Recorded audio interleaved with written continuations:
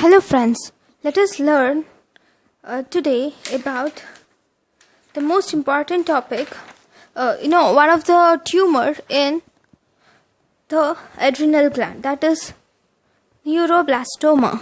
So neuroblastoma, it is the commonest childhood tumor. It is the commonest childhood tumor. It is also called as sympathicoblastoma. It is a malignant tumor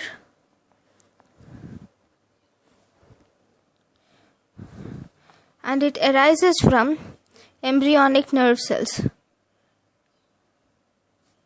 It arises from embryonic nerve cells, and it is seen in children less than 5 years of age. Okay, now this is equal in incidence is equal in both the sexes, and it is a reddish gray tumor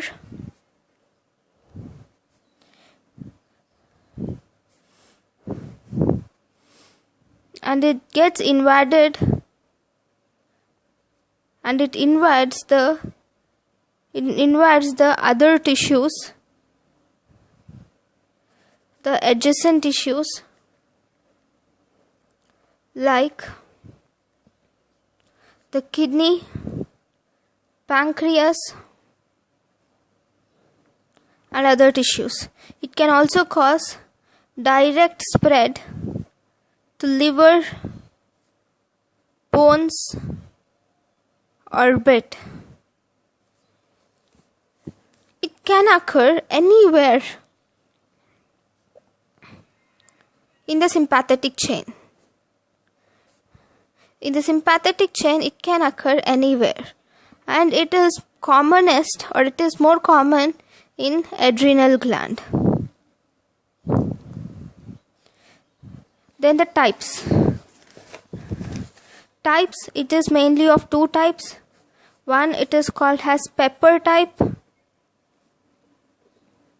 and this is most commonly seen on the right side, and it occurs in the infants.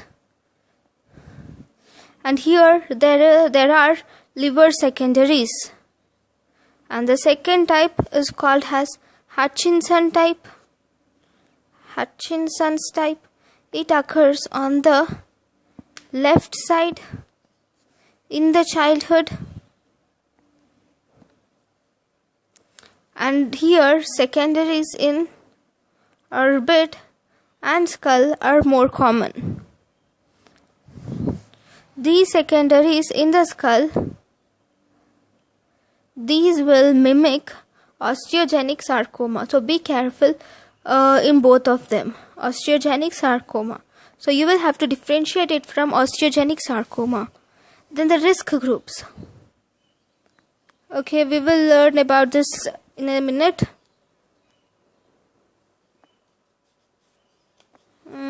So first, let us see what is the cause. It is mostly sporadic, and sometimes there is familial occurrence can be seen, that is autosomal dominant transmission is seen. So what are the clinical features? Before going into the clinical features, we will learn the morphological characteristics of the tumor. Morphologically, first, grossly, the tumor is large, soft, lobulated mass with areas of hemorrhage and necrosis.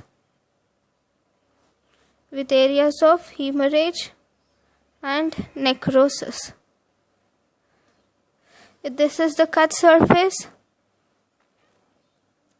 The cut surface is grayish white, and there is minute foci of calcification are seen. It is grayish white with minute foci of calcification. So now microscopically, if you see microscopically, this is important. Here first there are tumor cells, which are small, round and oval tumor cells are there. Okay, and these tumor cells are a little larger than lymphocytes, and these tumor cells are arranged in irregular sheets, and that is separated by the fibrovascular stroma. There is a central fibrillar eosinophilic material which is surrounded by the tumor cells. That is called as Homer-Wright rosettes. So let me just write what is there. So number 1, the tumor cells are small, round to oval, larger than lymphocytes in size, and they have scanty cytoplasm, and they have hyperchromatic nuclei. Okay, and these are arranged in sheets. Then these tumor cells, there is a central fibrillar eosinophilic material, central fibrillar eosinophilic material,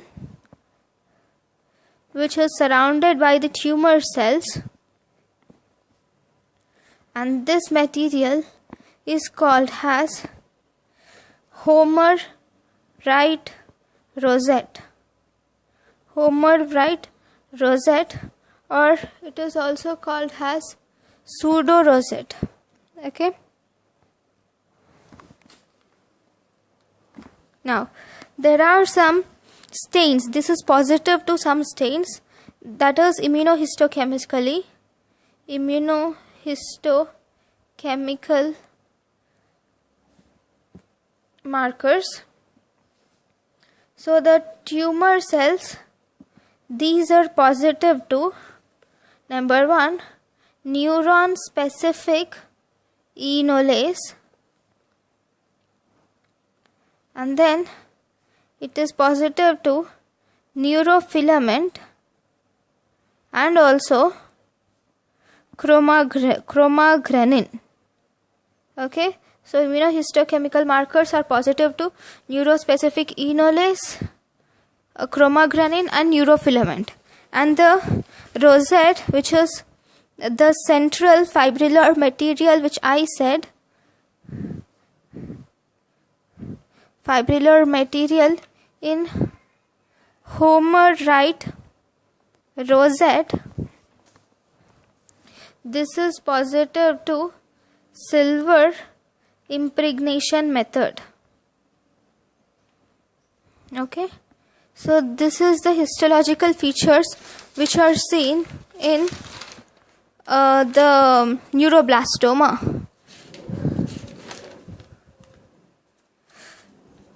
Then, if you see, these are the histological features.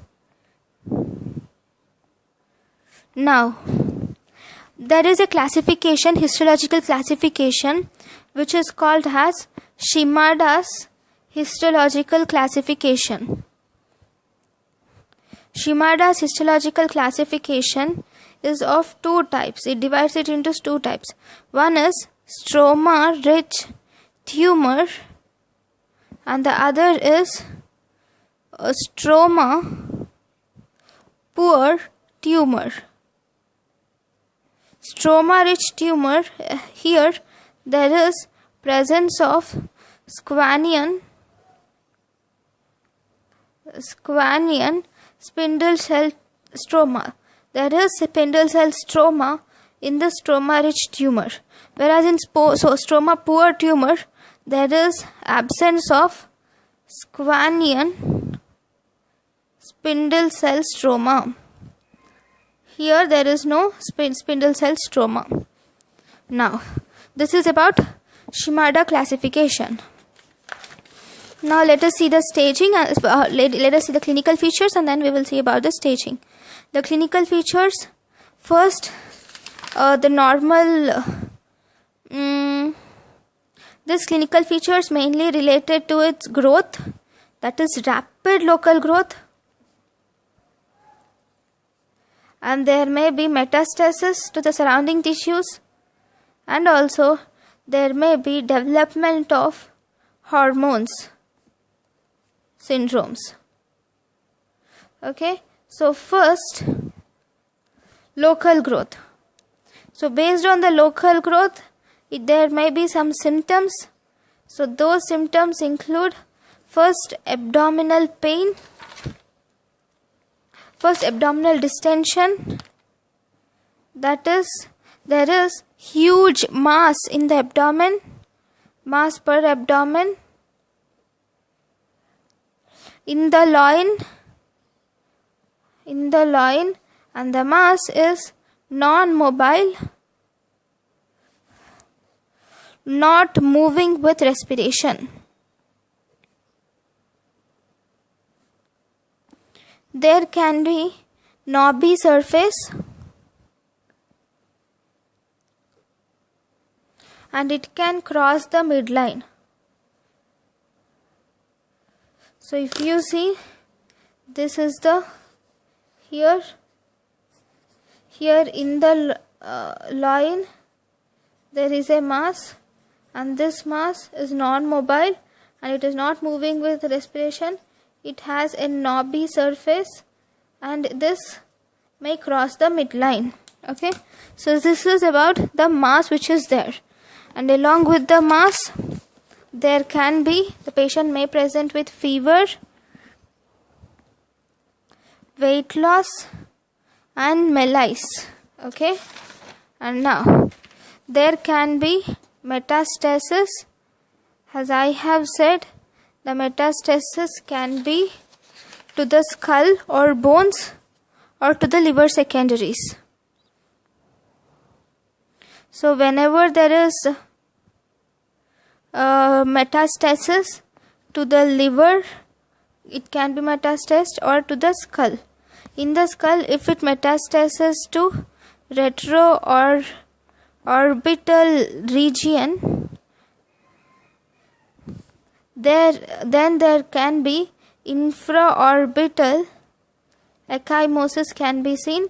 This presence of infraorbital ecchymosis, that is, if this is the orbit, below the orbit, here you see a purplish rash. If this is present, then it is called as raccoon's eye sign. And there can be, and there is one more major, because of this metastasis to this retroorbital region, there can be dancing eye movements, that is irregular, or it is also called as opsomyoclonus. What is this? Opso are irregular eye movements, and there can be myoclonus muzzle jerks. So that is opsomyoclonus, where the person moves his eyes in different directions without any without one particular direction. So this is due to some neurological disorder, that is irregular eye movement, that is rapid and involuntary in all directions. Okay, in all directions the patient just involuntarily moves his eyes like this, like this, like that. Okay, so this is also seen. And then this is metastasis, and then there are hormonal. So here, this neuroblastoma, this will release catecholamines. So because of this catecholamine release, there is hypertension, fever, weight loss, anemia, flushing, and also sweating.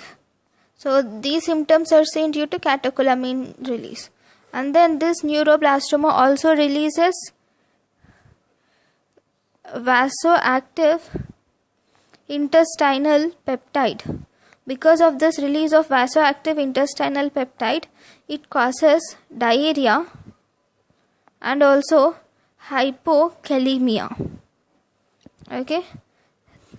Then it can also release ACTH, which can cause Cushingoid features.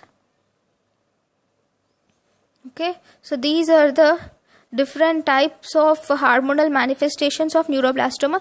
In this is important, and then this is rarely. Okay, so this is about neuroblastoma. And now how are you going to stage this neuroblastoma? Now, staging of neuroblastoma.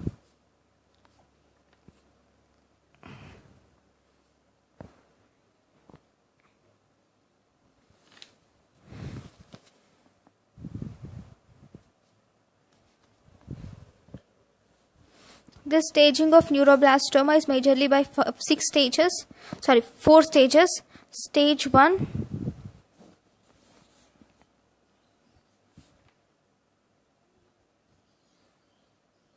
now stage 1, you will have a localized tumor. If this is the, if this is the kidney and this is the adrenal gland, after excising this adrenal gland, you are not excising the adrenal gland.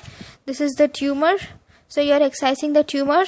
Once the tumor is excised and the representative same side nodes are also excised, so those nodes are negative. So number 1, the localized tumor, which can be grossly excised with gross complete excision. I have completely excised it. So complete excision, and you will also say excise same side representative lymph nodes are excised, and these lymph nodes are excised. That is 1. And after excision, they are under microscopy. They are visualized. And these are negative for tumor cells. That is stage 1. Okay. Then stage 2. The tumor here, that is also localized. This is the thing. And after excision, what you have excised and what happened.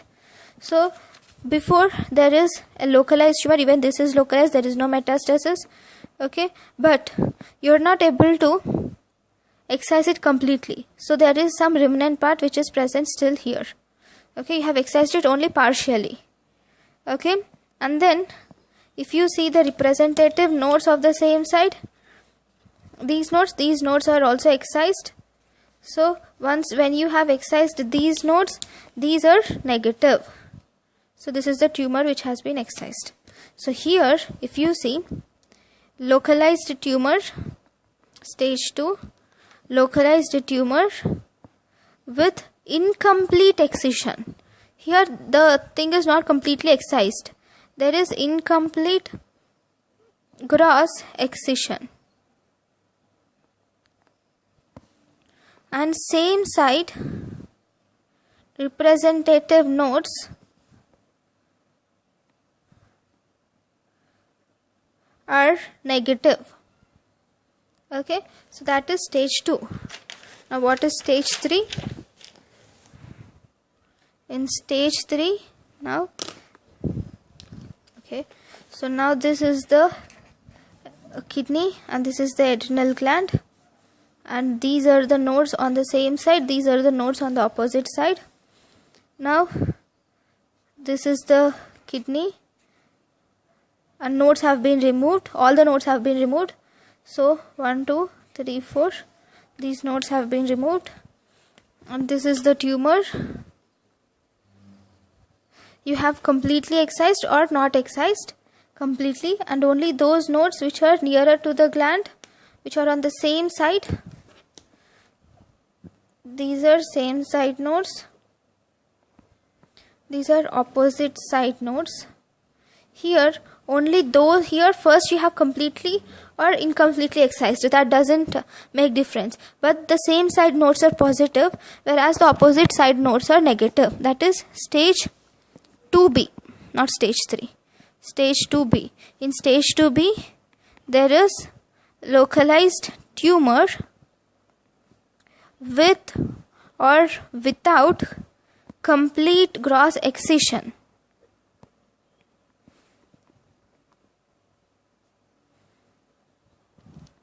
And then same side non-adherent representative nodes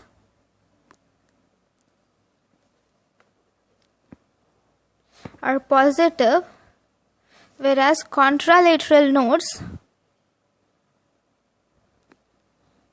these are negative on microscopy. So this is stage 2b.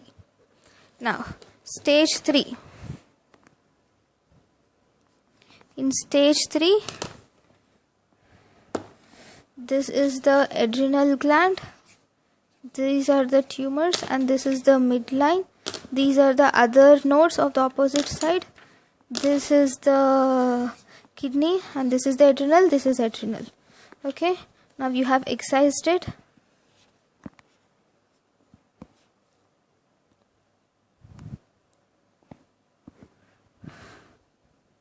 This is not based on excision, right?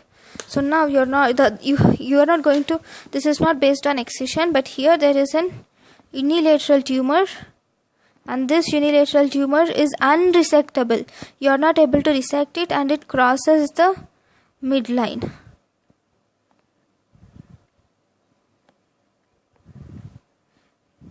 Okay, that is one. And in the second possibility, I would have remembered.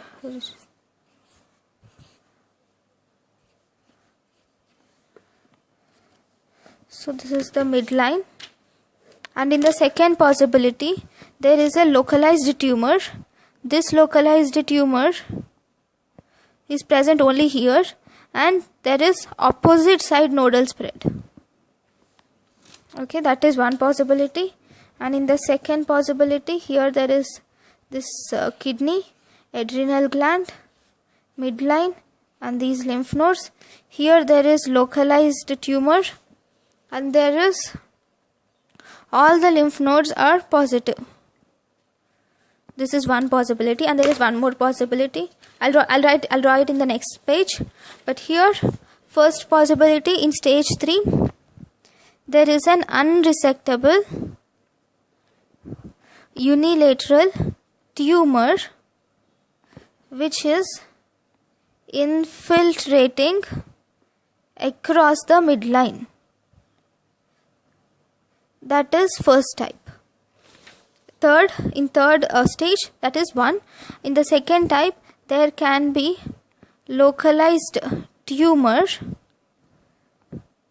with opposite side nodal spread. That is the second type. And in the third type, there is localized tumor with bilateral nodal spread. Okay, in stage 3, this is one more type. And now in the fourth type, in stage 3, this is the adrenal, this is this one, and this is the midline. These are the nodal spread. And now there is a midline tumor with bilateral infiltration. Okay, this is the fourth one. There is a midline tumor with bilateral infiltration. Okay, this is stage 3. Now stage 4. Here any tumor any primary tumor with spread to distant nodes. What distant nodes? It can be distant nodes, or it can be spread to bone or bone marrow, or it can be liver, or spread to skin, or spread to other organs. That is stage 4. Then finally, last stage, which is stage 4S. Here, this is localized primary tumor with spread to skin, liver, bone marrow, and this is limited to infants who are younger than 1 year. So this is the stage 4S. This is about the staging of neuroblastoma. Now differential diagnosis. So what are the differential diagnoses of neuroblastoma? Number 1, it's Wilms tumor. Then how will you differentiate the Wilms tumor with neuroblastoma? Wilms tumor is mobile, smooth surface, moves with respiration, and do not cross the midline. Alright? And now, how do you diagnose it? For diagnosis, you can do ultrasound and CT to assess mass and secondaries in liver. For these secondaries, MRI is better than CT. If you do X-ray, plain X-ray abdomen, you can see stippled calcification. Okay. And then, because this produces hormones, you can even do hormonal studies. That is, if you do urinary vinyl mandelic acid and also homovanillic acid estimation, these are increased in 90% of the cases. You can also do MIBG scan can be done. And then bone marrow biopsy can be done. Okay. So this is how you will diagnose the neuroblastoma.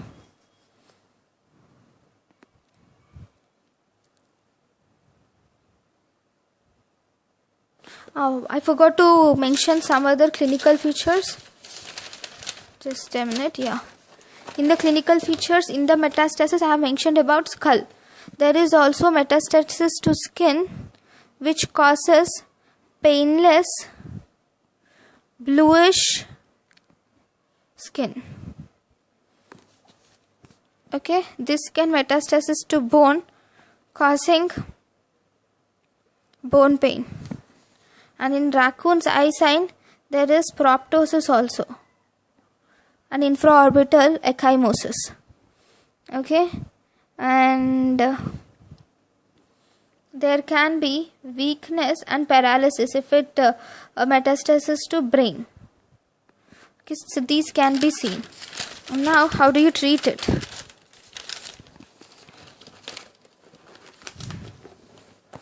Treatment is based on the risk assessment.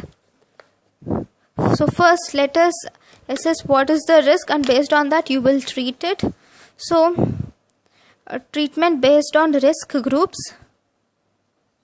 So for risks groups, so group 1, that is low risk groups. So in low risk group we include stage 1 disease, stage 1 and stage 2 disease with single N-mic amplification. It is one type of amplification which has bad prognosis. So with single N-mic amplification, or you can also do it for stage 2 with favorable Shimada's histology. We have learnt about Shimada histology, which shows that there is stroma rich and stroma poor cases. Okay, that is low risk group. Then the intermediate risk groups.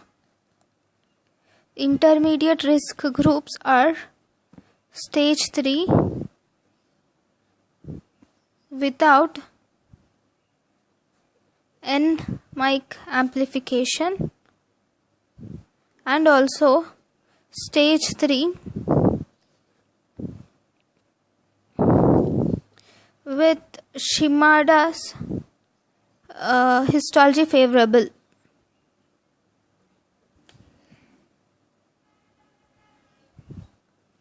And finally, high risk groups are those with all patients with N-mic amplification, and also stage 4 neuroblastoma.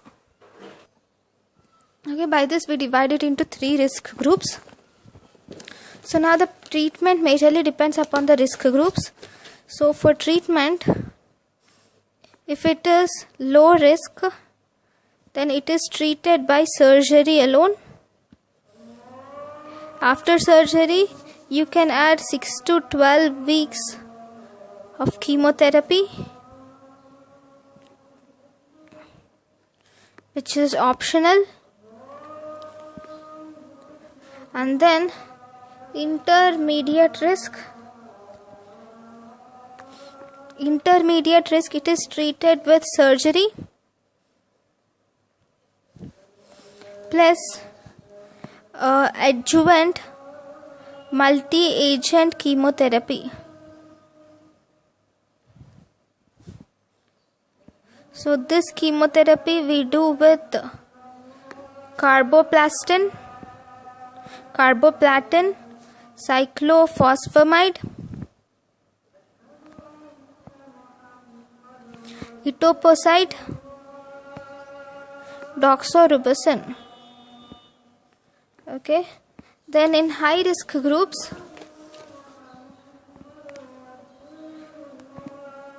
we do high dose multi-agent chemotherapy, and then we downstage the tumor, and after that we do surgical resection in responding tumors.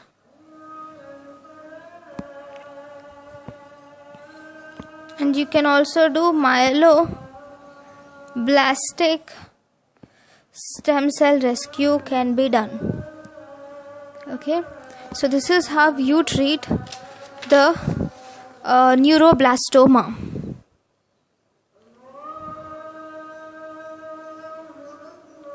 You can also do post-surgical radiotherapy in any of the cases.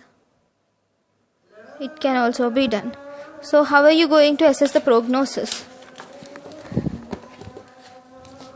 The prognosis will depend on the staging of neuroblastoma. Number 1. And then it is also dependent upon age of child. Third, Shimada classification. Shimada's histology, which we have said, that also shows. And then fourth, N-mic amplification status. Obviously, if there is high amplification, then there is high chances of worse prognosis. And then DNA ploidy. And then sixth, neurotrophin receptor, which is TRKA. It increases favorability. And also there is 7th one, neurotropin